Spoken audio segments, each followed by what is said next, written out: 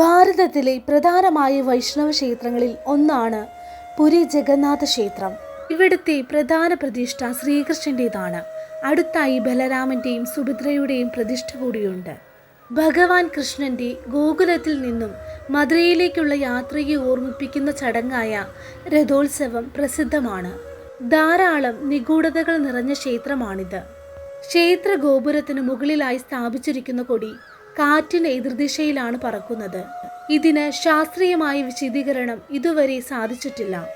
കടുത്ത വെയിലിലും ക്ഷേത്ര ഗോപുരത്തിന്റെ നിഴൽ ഭൂമിയിൽ പതിക്കാറില്ല. കൂടാതെ ക്ഷേത്ര ഗോപുരത്തിന് മുകളിലൂടെ ഒരു പക്ഷി പോലും പറക്കാറില്ല എന്ന പ്രത്യേകത കൂടിയുണ്ട്.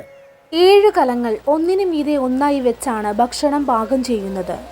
ഇങ്ങനെ ചെയ്യുമ്പോൾ ഏറ്റവും മുകളിലുള്ള കലത്തിലെ ഭക്ഷണമാണത്രേ ആദ്യം വേവുക.